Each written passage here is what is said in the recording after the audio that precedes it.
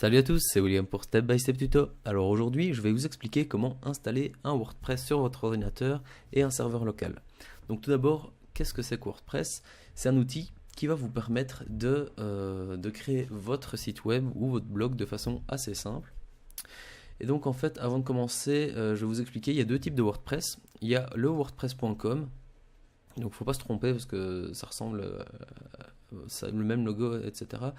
Donc vous voyez ici wordpress.com et il y a le wordpress.org qu'on va utiliser nous. Donc le wordpress.com, pardon, donc celui-ci, c'est un WordPress qu'il ne faut pas installer.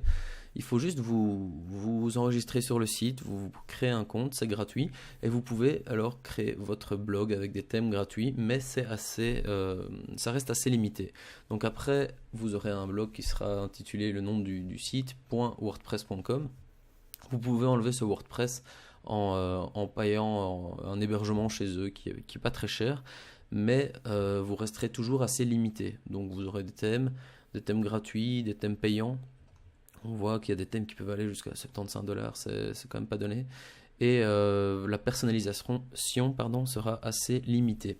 Donc moi ce que je vous conseille de faire, c'est d'utiliser le wordpress.org, qui est un WordPress qui se télécharge et qui s'installe sur votre PC. Donc l'avantage de celui-ci, c'est que vous allez pouvoir bien plus paramétrer et personnaliser votre site web. Par contre, vous devez trouver un hébergeur. Donc soit vous commencez par l'héberger gratuitement, soit vous l'hébergez directement chez un hébergeur payant. Moi, ce que je vais vous montrer, c'est une bonne façon de commencer à créer son site avec un wordpress.org tout en sans le mettre sur internet. Donc ce que je vais faire, c'est installer un serveur local sur l'ordinateur qui va me permettre d'installer le WordPress dessus, de faire mon site totalement normalement, mais de ne pas le publier sur internet. Donc je l'héberge moi-même, donc ça ne me coûte rien. Et en plus, ça me permet de travailler sur mon site avant de le lancer, être sûr qu'il vaut quelque chose. Et alors, au moment où le site est prêt ou à un bon début, on peut le changer, le mettre sur un hébergeur payant et le mettre sur Internet. Donc pour ça, on va avoir besoin de télécharger WordPress. Donc vous allez sur wordpress.org et vous cliquez ici. Ça va télécharger un fichier zip. Et de WAMP Server. WAMP Server, c'est justement l'utilitaire qui va nous permettre de créer un serveur local sur la machine. Donc c'est très simple, vous allez sur le site de WAMP Server et vous téléchargez la version soit 32 ou 64 bits en fonction de votre ordinateur. Donc une fois que vous avez téléchargé le WAMP Server et le WordPress, donc moi je les ai déjà téléchargés, ils se trouvent ici, on va commencer par installer le serveur sur l'ordinateur. C'est assez simple, vous allez voir. On a un exécutable qu'on lance. Donc ici on fait Next, on accepte les termes. Alors ici, il va de base s'installer à la racine de votre disque dur. Moi, pour que ce soit un peu plus propre, j'ai créé une partition sur mon disque dur que j'ai appelé local server. Donc ça, vous pouvez le laisser sur le disque C si vous voulez. Mais moi, je préfère créer une petite partition sur le disque pour que ce soit plus propre et que ce soit dédié à mon serveur. Donc si vous voulez faire une partition que vous ne savez pas comment faire, je mettrai un lien dans la vidéo d'un tutoriel que j'ai fait sur comment gérer ces disques durs. Donc là, on met l'endroit où on veut. On fait Next. Moi, je vais mettre une icône. Et on fait installer. Donc voilà, là, ça va installer le serveur et tous les dossiers, les fichiers qui sont liés au serveur. Ça va assez vite. Ici, il vous demande de choisir votre browser, donc votre navigateur par défaut. Il met Explorer. Moi, je vais quand même aller mettre mon Chrome, donc Google. Voilà, vous pouvez le changer en allant le chercher, mais vous pouvez laisser Explorer si vous voulez. Et ici, vous laissez les informations comme ceci et vous faites Next. Donc voilà, là, il est terminé. On a fini l'installation du serveur. Donc ensuite, une fois que le serveur est installé, donc vous pouvez voir que moi je l'ai installé donc sur ce disque dur local server.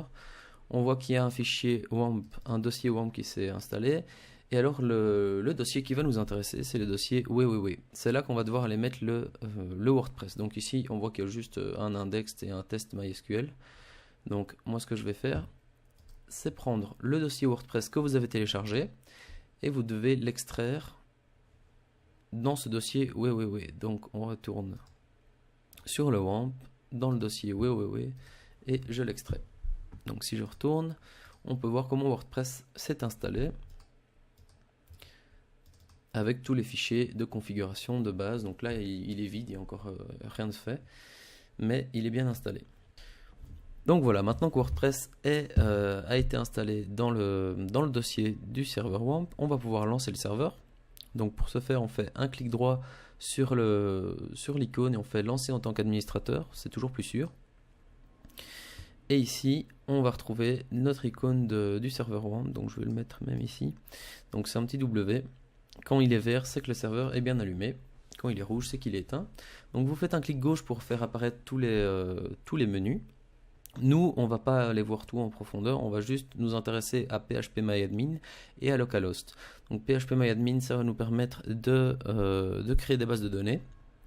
Et localhost, c'est l'autre local où on va pouvoir aller chercher notre WordPress. Donc je sais que il y a pas mal de gens qui ont le bug. Moi je l'ai eu aussi une fois où j'ai installé un WAMP. C'est quand vous voulez vous connecter à PHPMyAdmin ou localhost, votre browser vous met forbidden, vous n'avez pas accès, vous n'avez pas les droits pour ceci. Donc je ferai un autre tuto, je mettrai le lien dans la vidéo pour ceux qui ont ce problème là. Il suffit de changer quelques lignes dans certains fichiers de configuration, mais je ne vais pas le montrer ici. Donc si vous avez ce problème, n'hésitez pas à aller voir ma prochaine vidéo. Donc on va commencer à aller sur PHPMyAdmin, ça lance une page web avec votre localhost PHPMyAdmin. Ça prend un petit peu de temps. Et donc ici, on voit toutes vos bases de données. Donc ici, on va créer une base de données pour notre WordPress. Donc on clique sur base de données ici. Et on va en créer une nouvelle. Donc moi, j'en avais déjà fait une de test. Je vais appeler celle-ci WordPress test. Donc ça, vous l'appelez comme vous voulez. Et vous faites simplement créer. Donc la base de données a été créée. Il n'y a rien de plus simple que ça. Donc vous pouvez fermer la fenêtre. Votre base de données a été créée. Maintenant, vous pouvez aller sur votre localhost. Donc ici, étant donné que vous avez déplacé votre fichier WordPress dans le dossier www, vous allez le retrouver ici dans vos projets. Donc vous cliquez dessus. Et là, vous allez avoir accès à la configuration de votre WordPress. Donc ici, on fait créer un fichier de configuration. C'est assez simple, hein, on installe WordPress ici, c'est assez simple, il suffit de suivre les indications. Donc c'est parti. Alors ici, nom de la base de données, vous devez remettre le nom que vous avez donné à votre base de données. Donc moi c'était WordPress test. L'identifiant, pour votre base de données, ce sera toujours root. Quand on est sur un WAMP serveur, ce sera toujours root et on ne met pas de mot de passe. Donc ça c'est lié à votre base de données, ça c'est générique quand vous faites quelque chose sur WAMP, vous mettez toujours identifiant root et pas de mot de passe. Ici vous pouvez laisser localhost et WP, c'est très bien. On fait envoyer. Et là on va lancer l'installation de WordPress à proprement dit. Donc titre du site, vous choisissez ce que vous voulez, hein. Je vais l'appeler WordPress test pour garder le même titre. L'identifiant, vous choisissez ce que vous voulez, mais de base, admin est mis de base. Mot de passe, je mets un truc, elle n'a rien à voir. Ça, vous choisissez ce que vous voulez. Ici, l'adresse de messagerie, ça va pas être important, vu qu'on est en serveur local, elle ne va jamais être utilisée, donc vous pouvez mettre n'importe quoi, ça va fonctionner. .com, ça ressemble à rien, mais on s'en fout. Et ici, vous pouvez laisser cocher ou décocher que les moteurs de recherche indexent votre site, étant donné que vous n'allez quand même pas être hébergé sur Internet. Ça ne change rien du tout. Donc là, on fait installer le WordPress.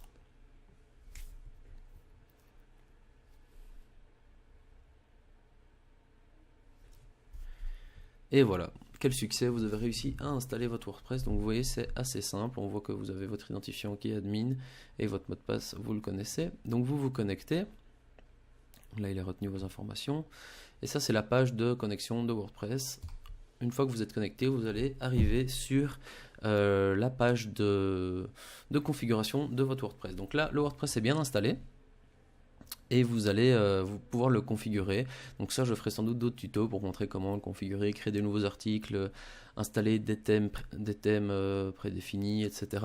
Donc de base, si vous allez sur votre WordPress ici sur le site, voilà, il est vraiment très simple, très basique. Il n'a pas de style, il a juste un un, un petit, une petite page d'accueil préfaite avec votre titre ici.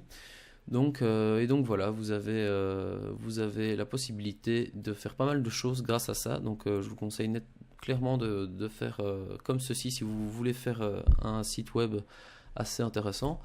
Donc on se retrouvera dans d'autres tutos pour vous expliquer comment ça fonctionne en long et en large. Maintenant j'espère que j'étais assez clair pour vous expliquer comment installer ça. C'est vraiment pas très compliqué.